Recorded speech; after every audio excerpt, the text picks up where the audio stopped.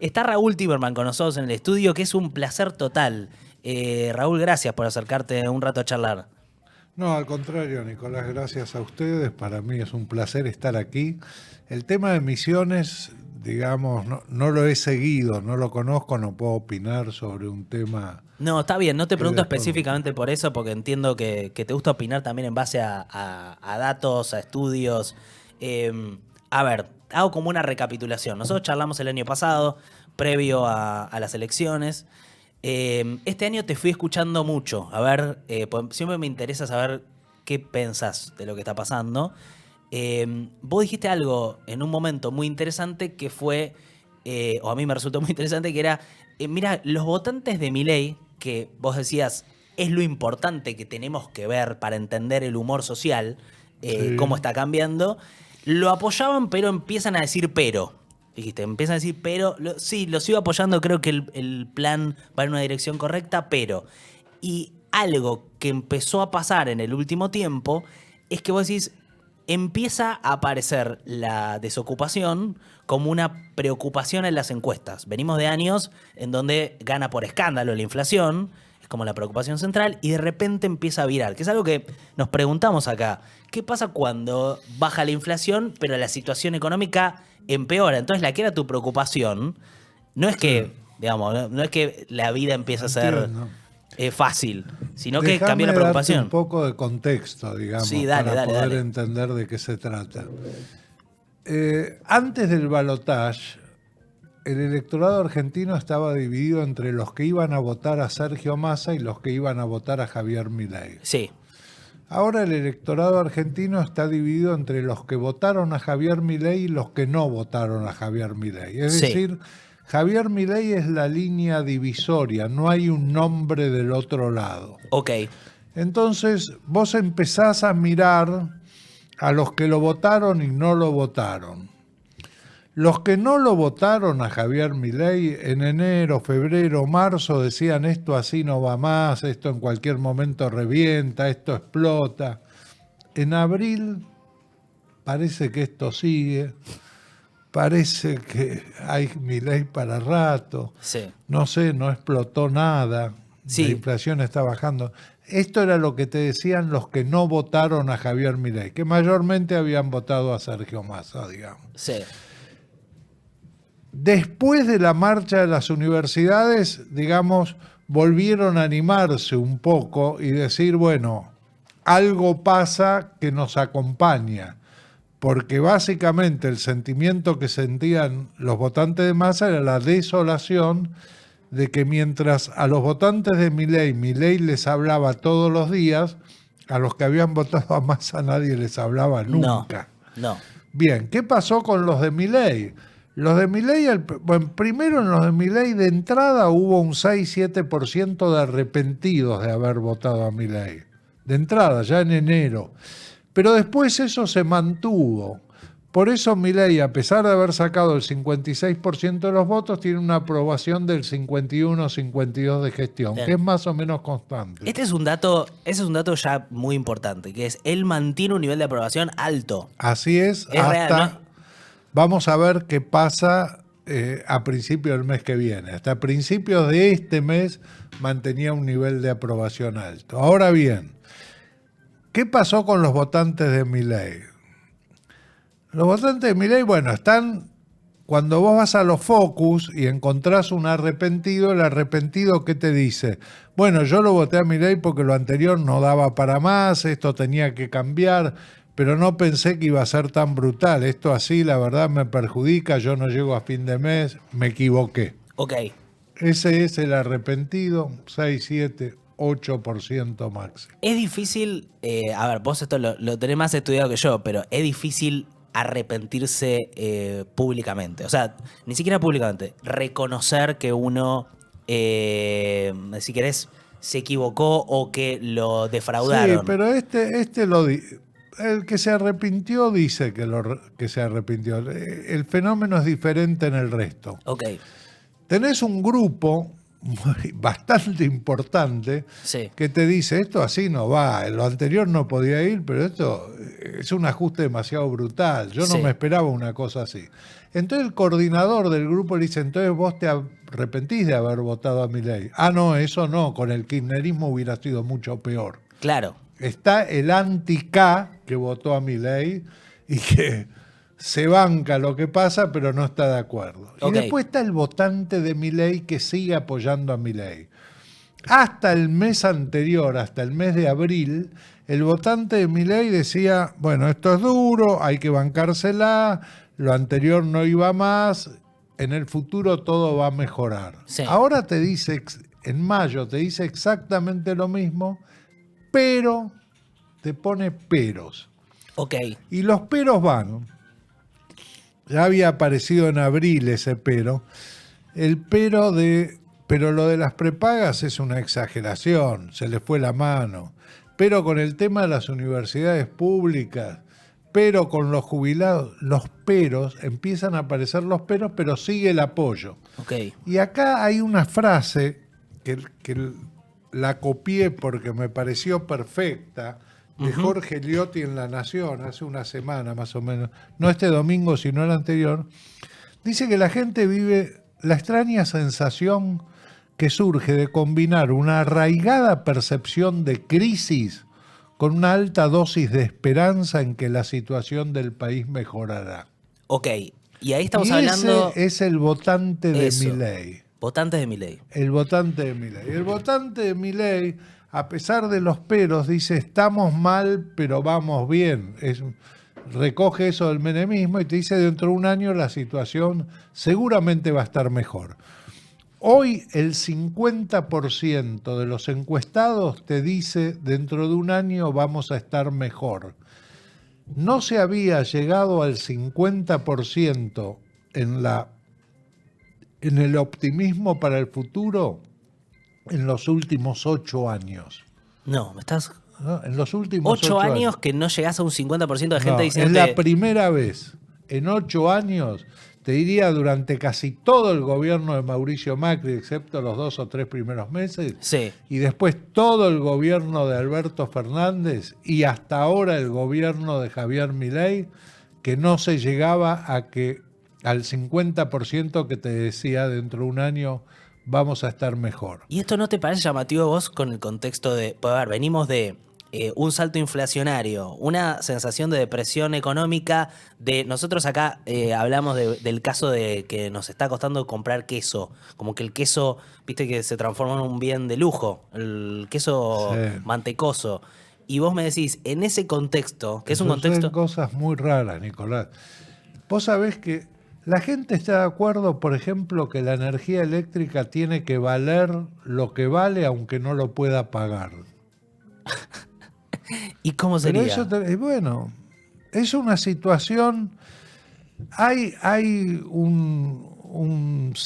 uno que hace stand-up, un americano que entró un caballo al hospital. ¿Lo viste ese? No vi el que entró un caballo en un hospital. ¿Quién será? Ah, no, es una maravilla. Me Lo interesa, hizo a con ver, lo voy a motivo googlear. de cuando gana Donald Trump las elecciones. Ah, John Mulaney. Sí, Sí, lo amo a John Mulaney. bien, perfecto. Me encanta que me lo traigas a John Mulaney porque es uno de mis... de hecho, hizo un especial, pero ahora sacó un nuevo programa que se llama Everybody's in Los Angeles. Hizo como un late night en donde también está haciendo unas cosas muy locas en Netflix.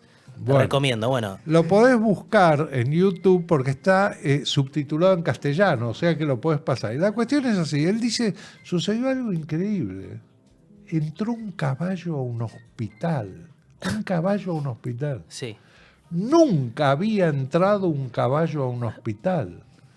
Nadie sabe. Uno encuentra gente que dice, yo vi un pajarito en el aeropuerto, dice, pero todo el mundo vio un pajarito en el aeropuerto. Sí. Pero un caballo en el hospital era la primera vez. La gente no sabía qué hacer en el hospital la primera vez que entró un caballo. Pero el caballo tampoco sabía qué hacer, porque era la primera vez que entraba a un hospital. Eso es lo que pasa Está con pasando- Javier Milei. La gente no entiende qué pasa porque nunca hubo un presidente como Javier Milei. Y Javier Milei nunca fue presidente y no sabe cómo conducirse. No entiende que España retira al embajador. Dice que... Claro, pero ahora, que Javier Milei sea un caballo en el hospital, ¿puede estar generando también un optimismo en el sentido de decir, esto es raro, esto no lo vi, entonces le No doy, lo vi le doy nunca. más tiempo? Tengo alguna expectativa, porque mirá si pasa algo bueno con este caballo en el Bueno, hospital. puede ser que pase algo de eso. Vamos a ver qué lo puede acotar, digamos. Ok, Pero si vos, nosotros cuando Javier Milei es elegido diputado de la ciudad de Buenos Aires, sí, en las elecciones del 2021, Sí. es elegido diputado de la ciudad. Ya era famoso en todo el país. En un focus group, me acuerdo, había un participante de Córdoba que dice, yo quería votarlo a Milei y no estaba la boleta en el cuarto oscuro, porque es candidato a diputado en la ciudad de Buenos Aires. En enero del 2022, hicimos un top of mind, Javier Milei. Ok. ¿Cuál es la primera palabra que se le viene a la cabeza cuando escucha Javier Milei? lo quito. Pará, y lo dividimos entre los Pensé que que era tenían mucho. imagen positiva y los que tenían imagen negativa. Sí, En los dos grupos, la primera palabra era loco. me está jodiendo, ¿es la que dije yo? En los dos grupos era loco. Nah, no En puedo los que creer. tenía imagen negativa era loco malo, loco feo, tirano, dictador. Siento que lo que hiciste es como un truco de magia. Y Dijiste lo la que primera te- palabra, yo dije lo quito y era esa. Era- Y los que tenían imagen positiva, que eran, más o menos estaba dividido 40-40, te decían loco bueno, loco lindo. Claro, Ahora bien, tipo Bielsa. después, hace un mes y medio, volvimos a hacer lo mismo Sí, y lo dividimos por los que habían votado a Massa, Sí. los que habían votado a Milei en la general y los que habían votado a Patricia Bullrich en la general. ok. Los que habían votado a Massa ya no era loco, eran los que tenían la imagen negativa antes, era desquiciado. Claro, ya más connotación negativa. Así es, desquiciado, tirano, nazi, mil cosas aparecían. Mm. Pero los que habían votado a Milei o a Patricia Bullrich ya no era loco, era esperanza. Habían transformado el loco antes de las elecciones en esperanza después que fue elegido presidente. ¿Qué hizo la gente?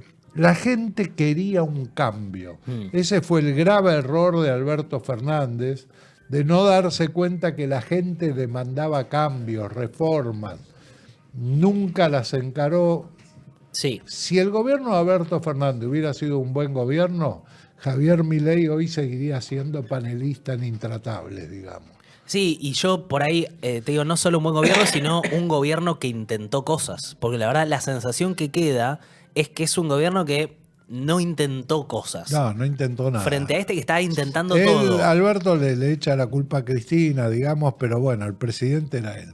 Bueno, pero llegamos a este Pero punto. pará, la sí, gente eligió a un loco. Cuando lo eligió a un loco, porque decía, la única manera de cambiar esto lo puede hacer un loco o un extremista. Vos fijate que en las PASO, en Cambiemos, entre Patricia Bullrich y Horacio Rodríguez Larreta, no elige al moderado conciliador Rodríguez Larreta, elige el principal atributo que le dan a Patricia Bullrich es el coraje. Sí. ¿Y qué era lo que Patricia Bullrich decía? ¿El cambio es todo o es nada?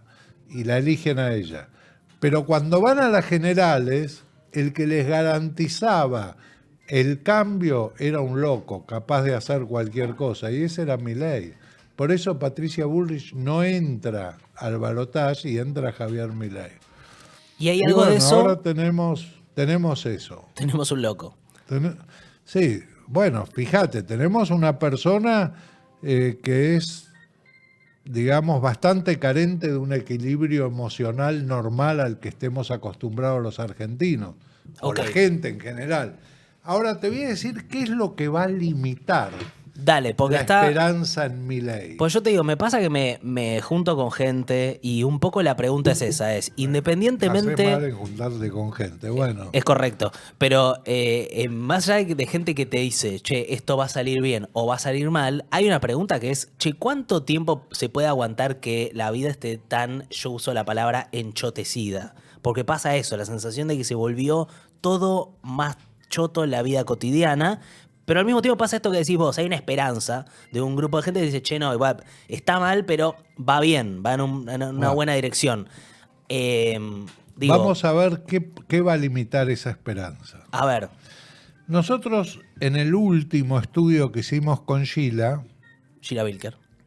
Wilker, la puedes invitar, Sheila Wilker, Sí. es muy interesante. Vino el año pasado, pero la vamos a Sí, invitar. bueno, una vez por año, invitarla Sí, este año obvio, también. no, sí. Sí, obvio, la invitamos a Sheila. Hicimos esta pregunta este mes y la vamos a repetir todos los meses. Sí, Independientemente de que se haya ajustado o no en el último tiempo, bien. este mes, ¿usted pudo cubrir los gastos mensuales con sus ingresos? Ok, ¿Tuvo que utilizar ahorros para cubrir los gastos mensuales? ¿Tuvo que endeudarse para cubrir los gastos mensuales? bien. 40%, te lo redondeo, es 39, pero voy a redondear. 40% pudo cubrir los gastos mensuales con sus ingresos. Bien. Solo el 40%. 30% tuvo que utilizar ahorros y el otro 30% tuvo que endeudarse para cubrir los gastos mensuales. Ahora bien, si este mes tuviste que usar ahorros y el mes que viene tenés que usar ahorros, el otro, llega un momento que los ahorros se te acaban. Claro. Si este mes te tuviste que endeudar, el mes que viene endeudar y el otro endeudar, llega un momento que no tenés más crédito, no tenés a quién pedirle prestado. Entonces depende cómo evolucione esto, el término de la esperanza. Si los ingresos de la gente no se incrementan en función de los precios y los costos de los servicios públicos, este 40% se va a ir reduciendo y la esperanza se va a ir reduciendo. Mirá, Los gobiernos no se debilitan por la acción de los que no lo votaron. Los gobiernos se debilitan por pérdida de apoyo de los que lo votaron. Si Milei pierde apoyo de sus votantes, se le va a hacer muy difícil la gobernabilidad. mirá, algo de eso que me decís que me parece muy interesante, que es, ahora estaba analizando el reclamo que hay en Misiones, es un reclamo salarial. Sí. Lo que te dicen es, nosotros no estamos llegando a comprar alimentos, es un reclamo alimentario. Ahora, algo que me pareció muy llamativo es que los líderes y los voceros de la movilización, y estoy hablando de policías, docentes, personal de la salud, no te dicen, como en otro momento de la historia había escuchado, o como podría decir la izquierda acá o el peronismo en algún acto, este plan de saqueo y ajuste que nos quiere exterminar a los trabajadores. Te dicen otra cosa. No es ideológico. No, te dicen, no nos vamos a meter con una discusión económica del plan del gobierno porque ese no es nuestro rol. Puede ser que esté yendo bien. Ahora, lo que nosotros decimos es no podemos comer. Lo que me resulta llamativo, que es pensar, mira, yo te doy la derecha en que esto puede salir bien, pero yo no puedo comer. Entonces, el reclamo es llamativo en ese sentido porque eso no es ideológico. No es ideológico y aparte se da en una provincia, Misiones, donde Javier Milei ganó muy bien. Totalmente. Por eso. O sea, son muchos votantes de Milei. De la misma manera que en la marcha por las universidades públicas estaba lleno de votantes de Milei, gente que había votado a Milei. Vamos a ver qué pasa en el próximo sondeo. Yo esperaba una pérdida de apoyo en el último sondeo, pero no se dio. ¿Y te está sorprendiendo eso? Sí, claro que me sorprende. ¿Por qué? Porque ya se había producido la marcha por las universidades, ya había venido el aumento en la energía eléctrica, ya habían sido castigados los jubilados, ya había ocurrido lo de las prepagas. Ahora, no nos engañemos. La opinión pública, este gobierno la sigue más de cerca que ningún otro gobierno anterior. Vos fijate, el gobierno de Mauricio Macri lo tenía Durán Barba, que Sí. era el que lo orientaba en opinión pública. Y Durán Barba venía cada mes, 2 meses. Sí. Este muchacho tiene a Santiago Caputo, formado con Durán Barba, y está 24 horas en el tema. ¿Y en qué Lo- lo ves eso? Bueno, ¿Dónde te das cuenta que están apenas prestando la atención? surgió el pero de las prepagas en sus votantes, salió el ministro de Economía a decir las prepagas se quieren llevar puesta a la clase media. Es cierto. Vos decís, vieron la encuesta y reaccionaron. Apenas vieron que la marcha de las universidades se iba a realizar, dijeron, pero ya adelantamos el 70%. 2 días antes mandaron dinero a las universidades. Es decir, Bueno, reaccionan ante ese hecho. Salieron también a decir que hay una propuesta para que los jubilados se corrija por la inflación, etcétera. Siguen atentamente a la opinión pública. Ahora bien, bueno, eso puede hacer que no caigan tanto. Es sí, como parte de esa pero mostrar el que tema reaccionan. es, si yo te pregunto a vos, Dale. ¿quién conduce este programa? Es claro que lo conducís vos. Sí. Yo puedo interferir, meterme. Yo diría que es el público, como que tengo un Ah, chat, no, pero sí, pero- ponele que soy yo, sí. Si yo te pregunto quién gobierna en la Argentina, no es claro que gobierne Javier Milei. ¿Cómo que no?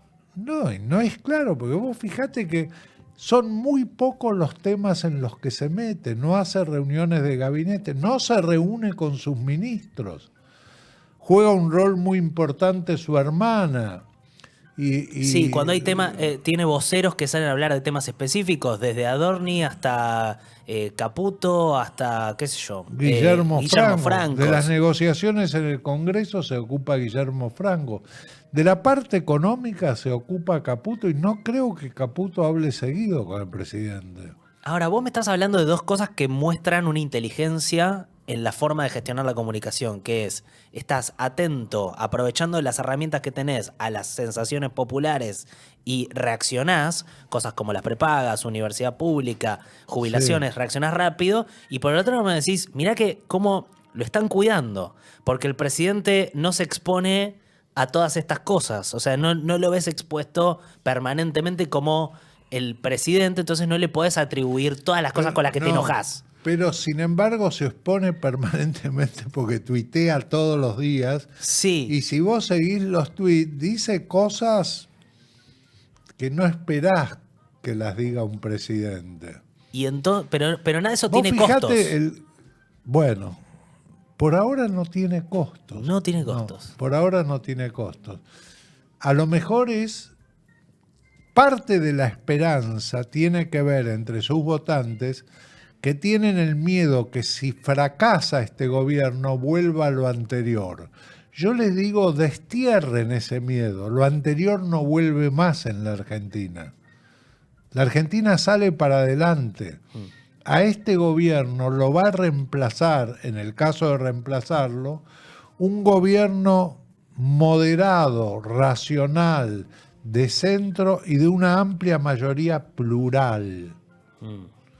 ¿No te imaginás entonces algo más kirchnerista, digamos? No, y si vos observás los pasos que va dando Axel Kicillof, te das cuenta que... Se está peronizando hacia el centro. Así es, y habla con Puyaro en Santa Fe y le dona patrulleros, y con Nacho Torres, que es del PRO, en Chubut, y le entrega ambulancias. Sí, sale con la CGT, no es que se refugie en su núcleo más progre, digamos. Total. Y dos laderos fuertes, dos intendentes fuertes que tuvo Cristina, como Seco y Ferraresi, que eran cristinistas 100%, hoy en día están con Kicillof 100% y creen que la salida es esa. Vos fijate que Aníbal Fernández sale a hablar diciendo que, bueno, el futuro no es Máximo, hay que buscar otra cosa porque no es hereditario, etcétera, etcétera. Digamos... Vos interpretás, para meterme un toque en esa interna peronista, porque se está discutiendo mucho liderazgos y, si querés, algunos nombres.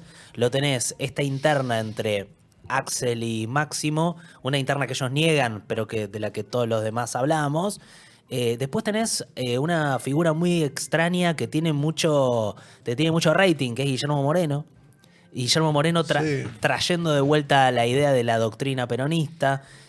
Aparece Pichetto ahí como una figura más del establishment del peronismo. Vos me hablás de centro y pienso en Yarlora, pienso en Quintela. Digo, ¿qué ves en esa interna?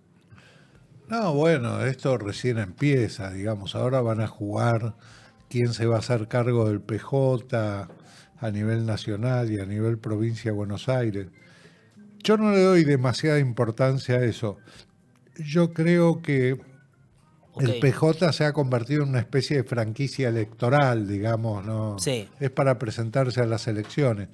Vos tenés que generar una mayoría con una nueva pluralidad y yo creo que el camino que inicia Axel Kicillof es el correcto. No sé si va a llegar a buen puerto finalmente, pero el hecho de sumar a gente como Yarlora, Puyaro, Nacho Torres, Rolo Figueroa, digamos, más el peronismo del norte grande, que lo va a tener que juntar también. sí, Y creo que aún sí. Y lo puede hacer Axel Kicillof porque no es un.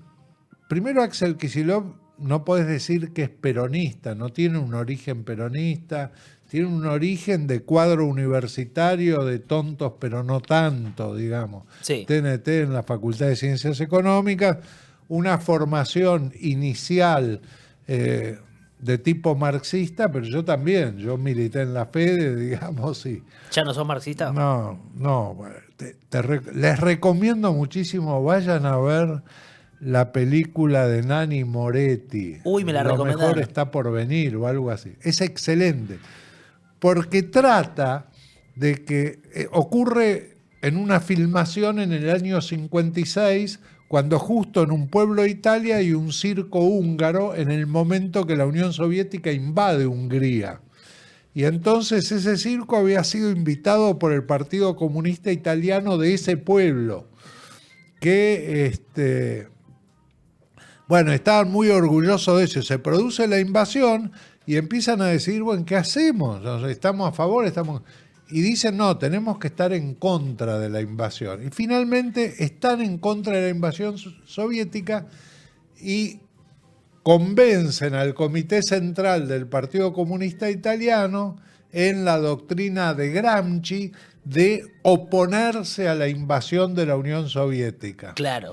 Entonces se oponen a la invasión de la Unión Soviética y entonces la película dice, y a partir de ese día el marxismo-leninismo elige esta vertiente, cosa que nos ha hecho felices a los italianos hasta nuestros días. Como dicen, digamos, una cosa que era fundamental en ese momento, digamos, que se jugaba en la vida, hoy en día nada, no tiene ninguna importancia, nadie va por ese camino. Es hermoso. No sé si no La spoileamos un película poco, es pero una hermosura. es una hermosura. No, hay La voy a que ir a ver. verlo. Esta semana voy. Bueno, Vos me la además recomendás. la actuación de él, de Nanni Moretti, Está que buena. hace el papel principal. Aparte, cómo mezcla Te volvió loco la la filmación con hechos de la realidad. Entonces vos no sabés si lo que está pasando está mezclado a propósito. Digamos. Muy linda película. Bueno, volvamos a lo nuestro. Dale. No, te quería, antes de soltar la interna peronista, hay algo que dice Guillermo Moreno, que es que el peronismo está como volviendo a un reverdecimiento, que él siente que hay cada vez más, hay como una vuelta a la doctrina del peronismo clásico. ¿Estás de acuerdo con eso? ¿Vos lo ves? No tengo la menor idea, pero yo te digo, cuando le preguntamos a la gente qué es un argentino de bien, Sí. vos viste que Milei dijo los argentinos de bien. Sí. Entonces dijimos, bueno, vamos a ver qué es un argentino de bien. ¿Existen los argentinos de bien? Bien. Te voy a leer algunas respuestas porque son interesantísimos. Mirá, A ver. ¿quiénes son los argentinos de bien? Un grupo, es cuantitativa, abierta la pregunta. Bien. Tienen que ver con los trabajadores. Quiero ver si la Los puedo que poner. salen todos los días a trabajar honradamente, los que trabajan fundamentalmente, pero siempre hay excepciones, los trabajadores que laburan, los que trabajamos toda la vida, somos honestos y no mentimos, etc. Ok. Y lo otro tiene que ver, el otro grupo con la honestidad, la gente honesta, pero también con el trabajo, los honestos que no roban en la política, por ejemplo, los honestos laburantes que no se mueven por...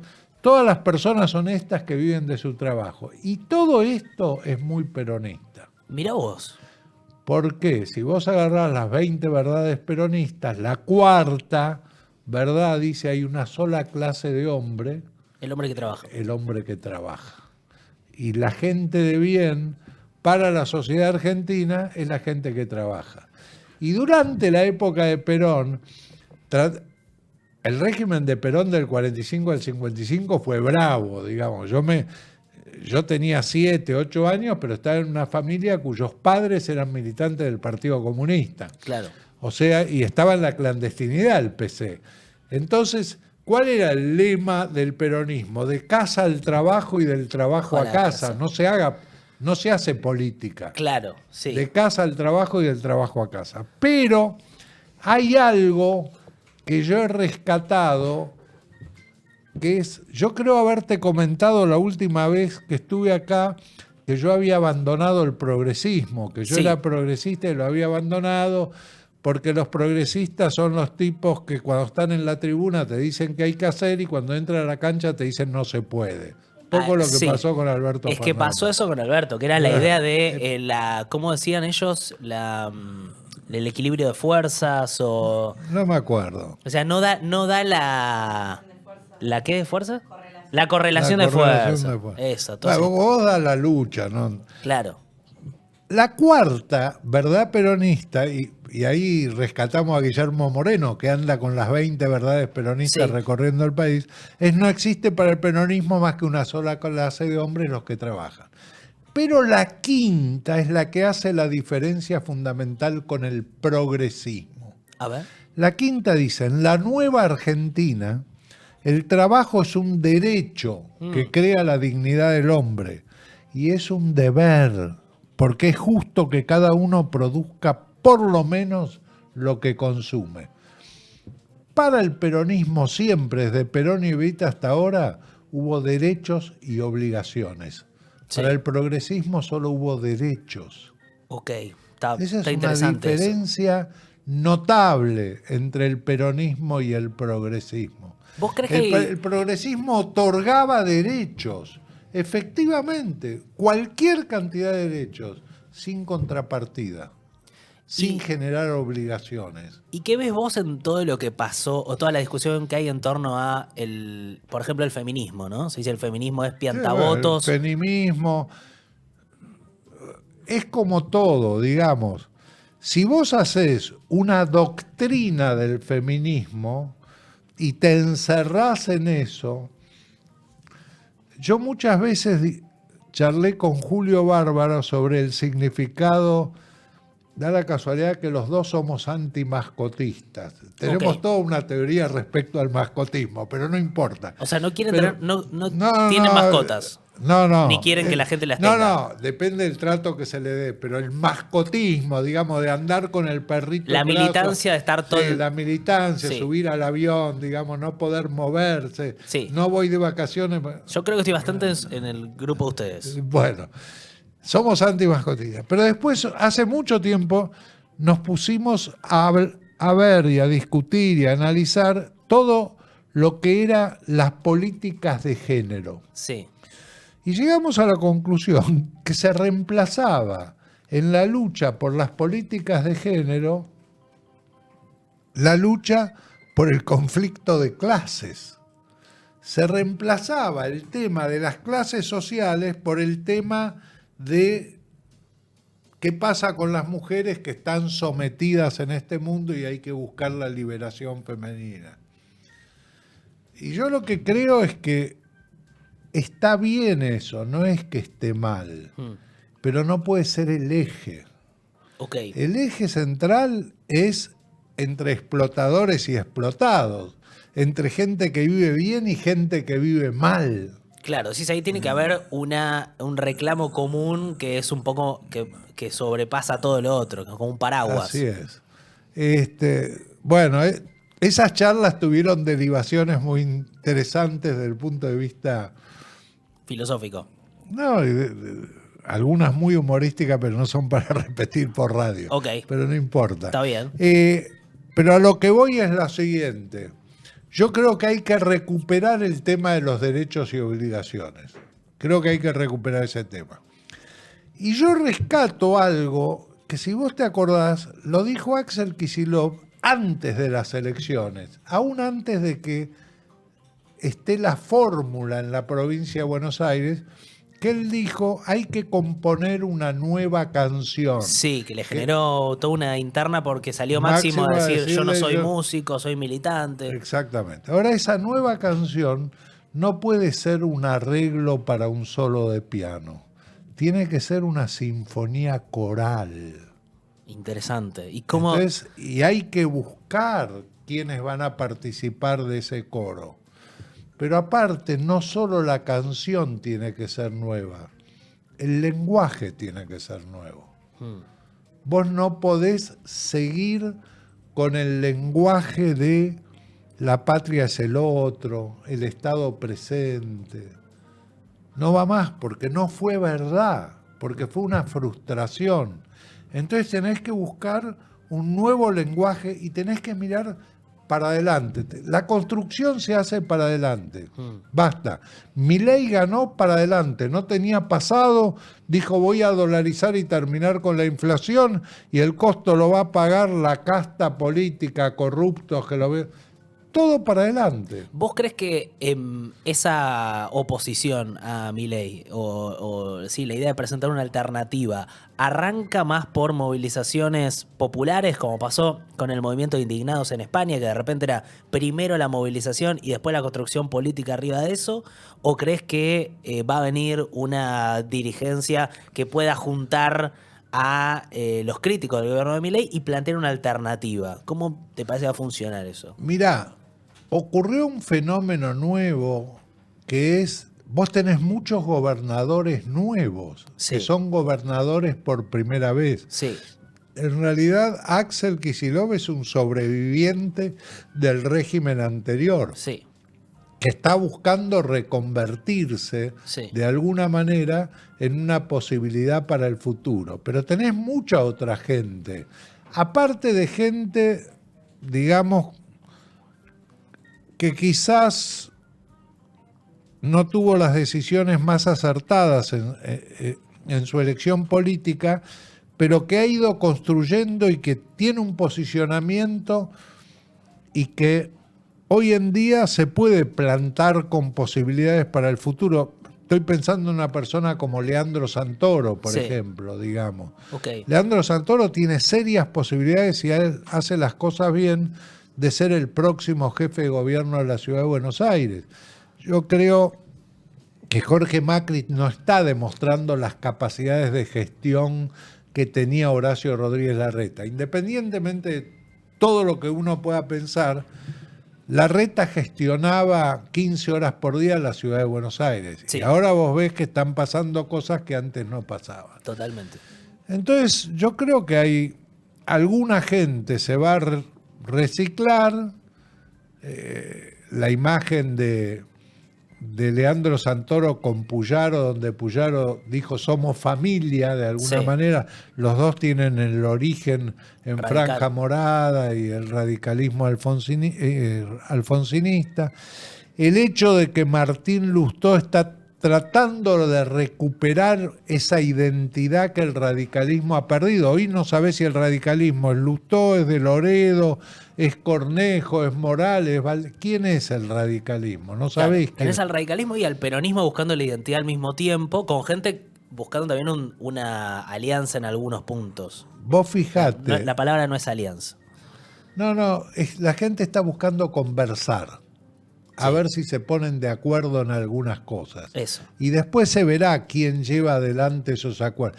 En realidad lo que hace falta es un gran acuerdo nacional entre 20, 25, 30 personas, que incluya gobernadores, intendentes y algunas representantes de fuerza política. Hace falta lo que Perón hizo en la confitería Nino en Vicente López, juntarlos a todos.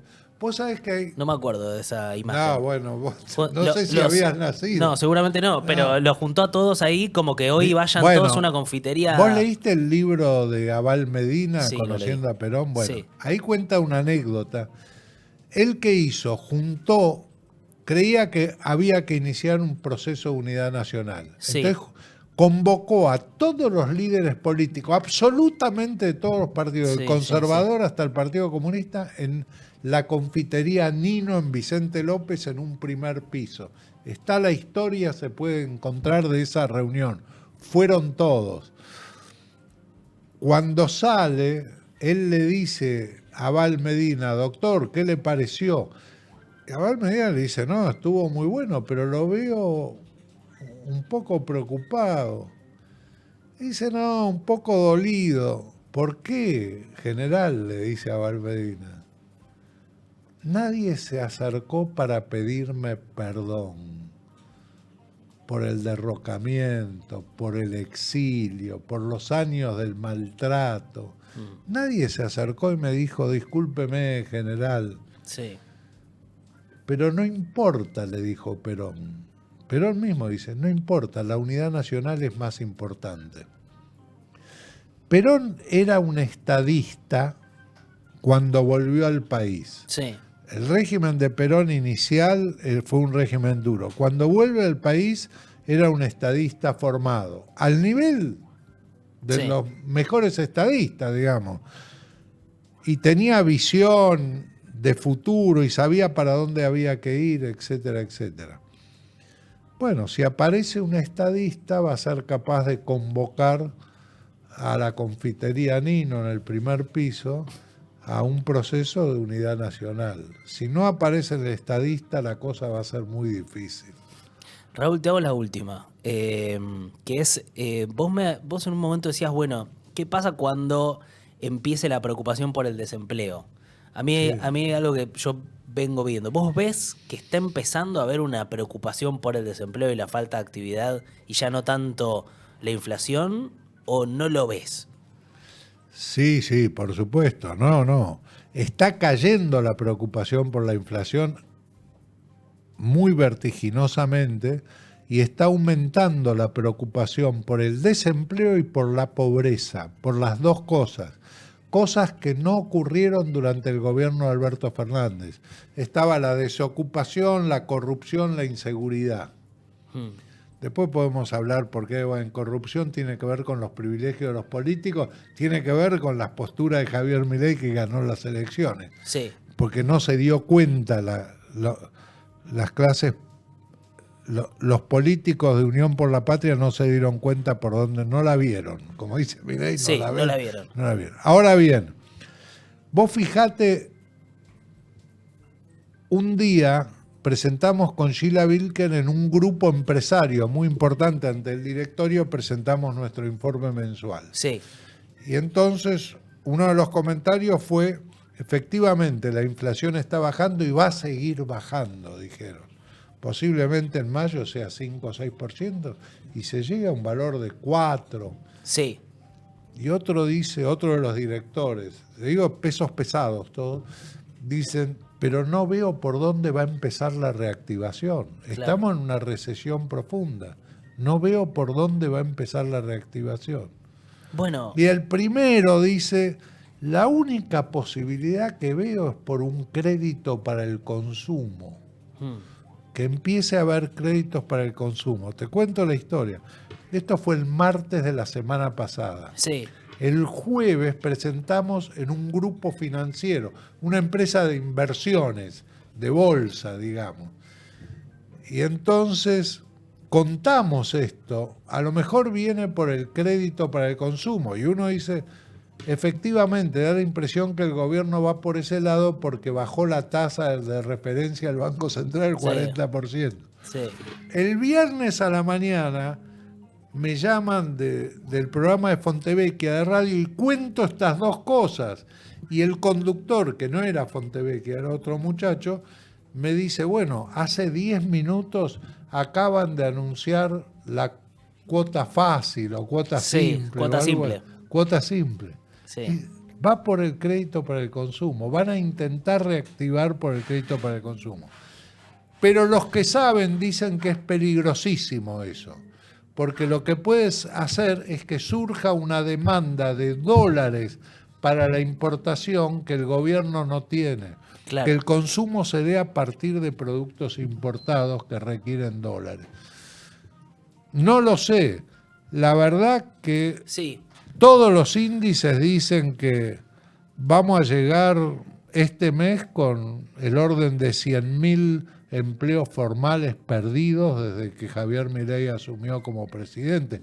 63.000 ya fueron verificados el mes pasado. Claro, hay algo que a mí me llama la atención, que es que vos me dijiste, hay dos cosas que están pasando que no pasan hace años. Una, que es que el 50% de la gente tiene esperanza, y la otra es que baja la preocupación por la inflación y sube la preocupación por el desempleo Y la pobreza. y la pobreza. Y yo ahí veo dos cosas contradictorias. O sea, Sí. veo, es más esperanza, más preocupación por desempleo y pobreza. Hay crisis y hay esperanza. Pareciera En como que algún puede pasar... momento la tensión entre esos dos elementos se va a inclinar por algún lado. Si la crisis se profundiza, la esperanza va a caer, y si la crisis mejora la situación, la esperanza va a crecer. Estamos en esa tensión y depende de si a la gente le alcanzan los ingresos para llegar a fin de mes. Por supuesto que si la gente se queda sin trabajo, sus ingresos no le alcanzan. Bueno, intenso la conversación. Gracias, Raúl, por No, haberte al tomado un contrario, rato. gracias a vos. Un Y el placer año total. que viene volveremos. Dale, me gusta que tengamos encuentros anuales. Y todo va empeorando, siento, a medida que nos vemos. Así es. No, vos estás cada vez mejor, pero digo, el contexto.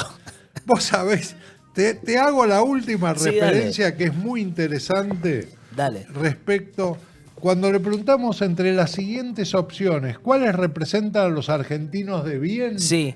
Marque todas las que considera y mirá la cantidad de opciones que le damos. Sí. ¿Cuál aparece primera?